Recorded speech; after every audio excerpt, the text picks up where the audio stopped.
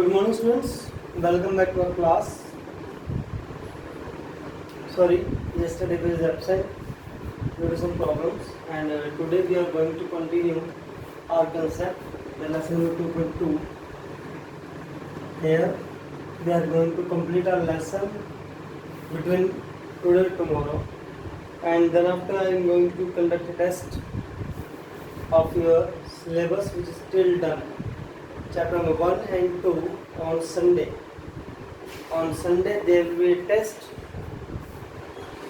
which is given you as a printed test, and you have to solve the test and send it to me on my personal number.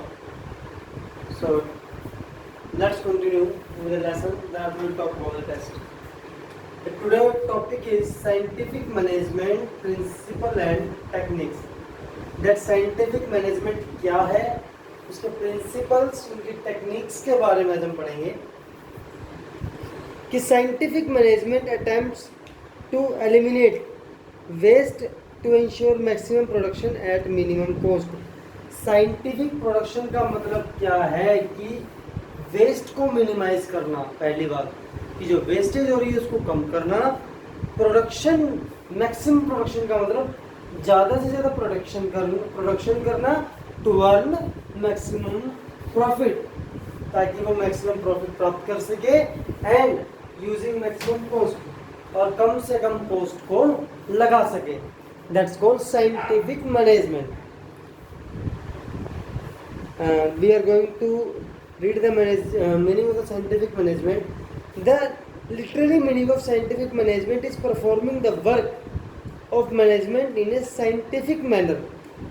In other words, discarding the traditional approaches to management and adopting newer or modern scientific approaches. कहने का मतलब है कि Indian situation we have to be modern. आपको अपनी नई नई techniques को लेके आना पड़ेगा मैनेजमेंट के अंदर, ताकि आपका जो मैनेजमेंट है वो साइंटिफिक मतलब अप टू डेट रहे, जहाँ पर आप अलग अलग आइडियाज, नई नई अप्रोचेस को लेकर के आए। That's called scientific management. Taylor has said that before commencing any work, a manager should be first analyze it thoroughly and only then take any decision। मतलब कि टेलर के हिसाब से वो कहते हैं कि किसी भी काम को करने से पहले उसको एक बार ना समझना पड़ता है, एंड समझने के बाद मैनेजर को डिसीजन लेना है कि वो उसको कैसे करेगा।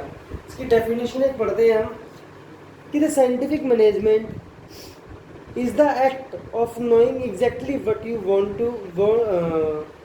Want man to do and then seeing to it that they do not do it in the best और the cheapest way.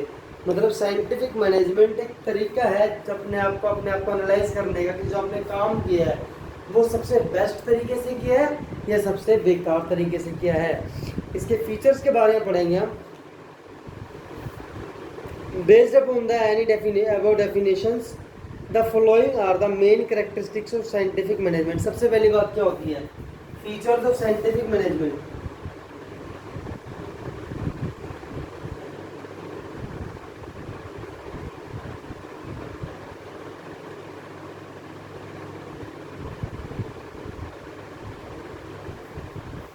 Feature of scientific management पहला आता है सिस्टमैटिक अप्रोच।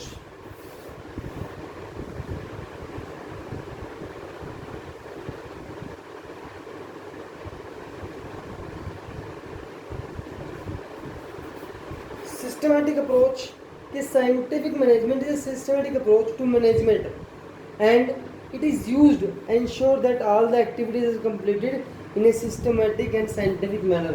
कि सिस्टमेटिक अप्रोच का मतलब है कि आपने जो काम किया है वो आपने बिल्कुल सिस्टमेटिक तरीके से स्टेप बाय स्टेप जैसा आपने सोचा था वैसा किया है, उस चीज़ को क्लैरिफाई कर दिया। इसके बाद है ब्रिंग कंप्लीट मेंटल चेंज कि scientific management bring about a complete mental change both in the owner as well as the employee of the organization ki both the parties start among aiming for more and better production target rather than merely using higher profit.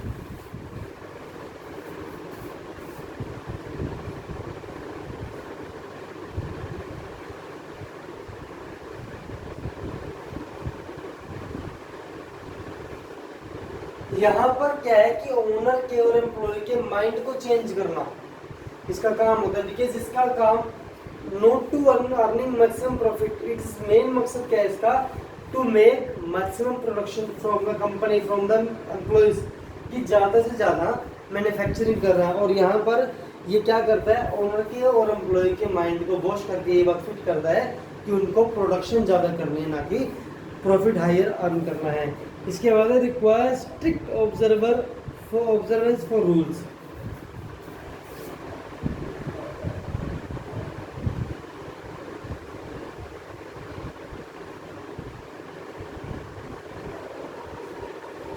Strict observance का मतलब होता है कि जो आपने company में rules बनाए हैं उनका स्ट्रिक्टली ऑब्जर्वेशन किया जाए कि वो प्रॉपर्ली काम कर रहे हैं कि नहीं कर रहे हैं। और चौथा है improve the efficiency of worker.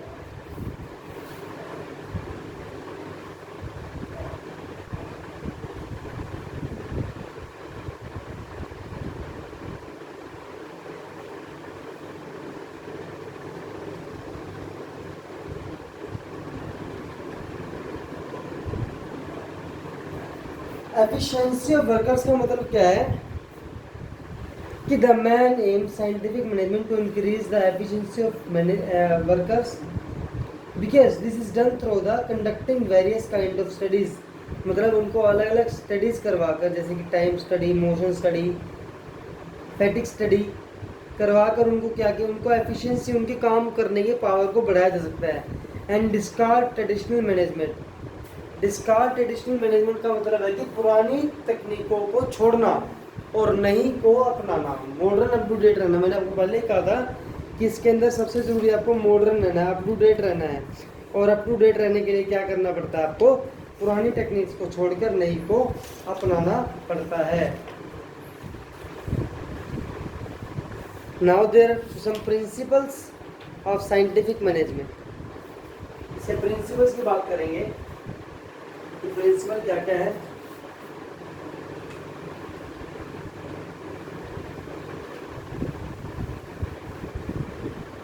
So let's start the principles. Techniques बाद में पढ़ेंगे। पहला है science not rule of thumb. इसका पहला प्रिंसिपल है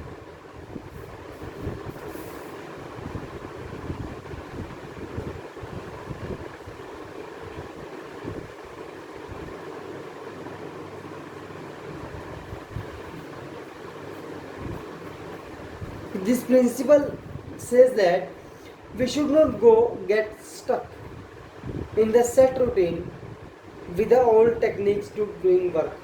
Rather we should be consistently experimenting to develop the new techniques. मतलब हमको जो है पुरानी टेक्निक के साथ नहीं चिपकना चाहिए। ओल्ड टेक्निक्स हमें छोड़नी पड़ती हैं। We should have to be develop ourselves for our business। हमें अपने बिजनेस को डेवलप करना है with the new techniques।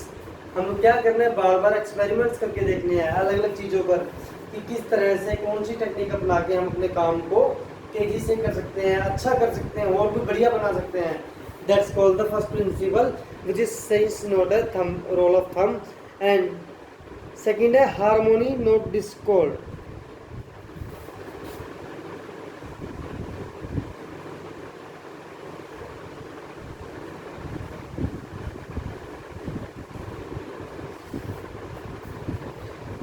The principal emphasizes that there should be complete harmony between the management and the workers। Harmony मतलब उनके बीच में जो है अच्छा रिलेशन होना, एक दया भाव रहना, ऐसा रिलेशन होना चाहिए। This require mental revolution on the part of both management और वर्कर्स। दोनों के माइंड को पूरी तरह सेट होना चाहिए। बोथ मैनेजमेंट और worker should be transform there thinking, वो अपने विचारों का आदान प्रदान करते रहना चाहिए उनको, मतलब अपने माइंड से जो भी विचार है, टेक्निक्स हैं, उनको एक्सचेंज करना चाहिए। Cooperation not individualism,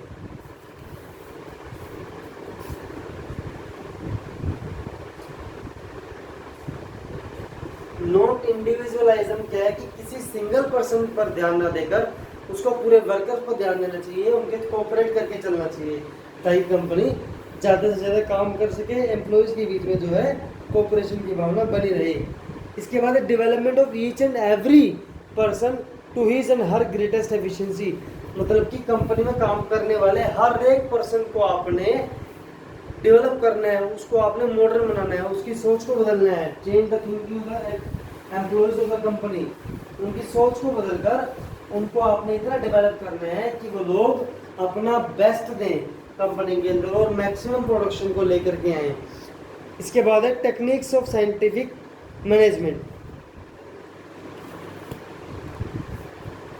we are going to study about this.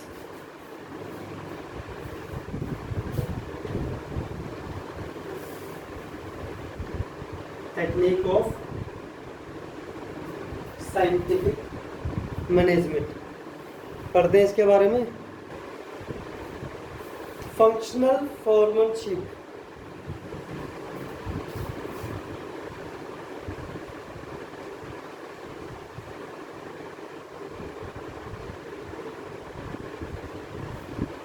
जो ये टेक्निक होती है ना, ये डिपेंड करती है प्रोफेशनल काम पर। फंक्शन का मतलब क्या होता है? फंक्शन का मतलब किसी एक फंक्शन पे काम करना, और किसी एक फंक्शन को कोई प्रोफेशनल वर्कर करे तो ज़्यादा बढ़िया रहता है। और इस टेक्निक के अंदर भी ये बात कही गई है कि कंपनी को अपने डिफरेंट फंक्शंस के लिए डिफरेंट प्रोफेशनल वर्कर्स को हायर करना चाहिए ताकि वो कंपनी जो है वो काम अच्छे से कर सके। इसके अंदर मेंशन किया गया साफ कि this form of organization is totally based upon the principle of specialization and make full utilization of expertise of various expert. In the functional organization, work is divided into many small parts, of each part is assigned by an expert. In this manner, all the benefits of specialization is availed of.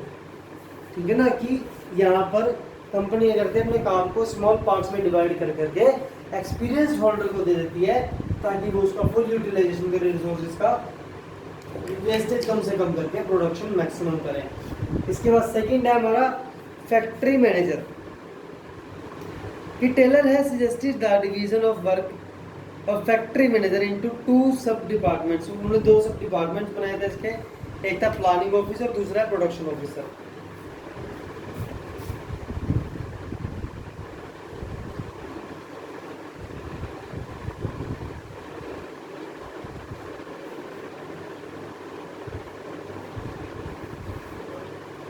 एक काम planning का करते हैं, दूसरा production का काम करते हैं। सबसे पहले है देखिए root clerk, instruction card clerk, time and cost clerk and discipline officer. उधर से gang boss, speed boss, repair box, inspector और लास्ट में कौन होता है? वर्कर। ये रूट क्लर्क क्या होता है? This clerk is specify for sequence the completing a particular work meaning theory by the stage it shall have to pass before being finalized. He is also decide the job of the done for a day where it's to be done. मतलब कि root clerk वाला काम क्या करता है? Root clerk जो होता है वो कंपनी में सारी देख रेख करता है।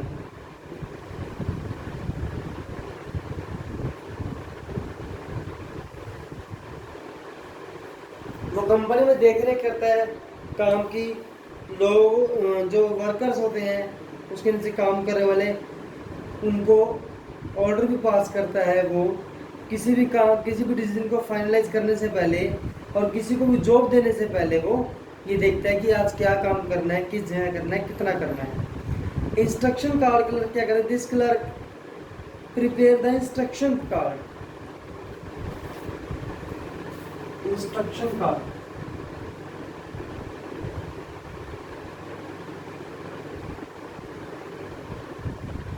इंस्ट्रक्शन कार्ड क्लर्क क्या होता है, ये ना जो ड्यूटीज करनी है, जो काम करने लोगों ने, वर्कर्स ने, उनके कार्ड तैयार करता है, उनको इंट्रोडक्शन देने इंस्ट्रक्शन देने का काम करता है, उनके इंस्ट्रक्शन तैयार करता है डे बाय डे के, और उनको हैंड ओवर करता है। Time and cost clerk, time and cost clerk ये फाइनलाइज करता है कि कितने टाइम में वो काम करना है और कितनी कॉस्ट में काम करना है, कि कितनी कॉस्ट, मिनिमम कॉस्ट आनी चाहिए किसी उस काम के लिए, तो वो टाइम एंड क्लर्क डिसाइड करता है कि वर्कर्स को कितने टाइम में कितनी कॉस्ट में कितना काम करना है। इसके बाद है डिसिप्लिन ऑफिसर, और ये क्या करता है, डिसिप्लिन ऑफिसर इंश्योर करता है कि जितने भी काम हो रहे हैं वो पर्टिकुलर मैनर में हो रहे हैं कि नहीं हो रहे हैं।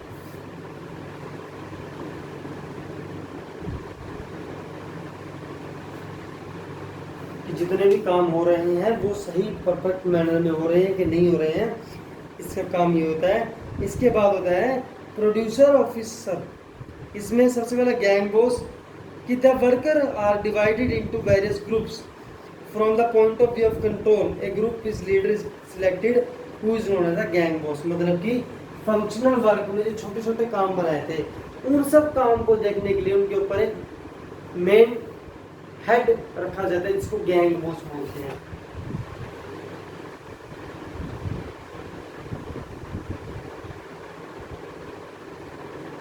गैंग बॉस वो ऑल ओवर वर्क की देखरेख करता है और सभी को इंस्ट्रक्शन भी देता है। इसके बाद है speed boss, the main function of speed boss to ensure that all the worker are performing their job in required and expected speed, कि जो लोग काम कर रहे हैं वो एक्सपेक्टेड या फिर गिवन जितना टाइम उनको दिया है उतने टाइम में पूरे करने के लिए स्पीड से काम कर रहे हैं या नहीं काम कर रहे हैं, ये उसको देखता है। इसके बाद रिपेयर बॉक्स, रिपेयर बॉक्स क्या करता है, वो ये देखता है कि कोई मशीन तो नहीं खराब, अगर मशीन खराब है तो उसको रिपेयर करवाने का काम करता है।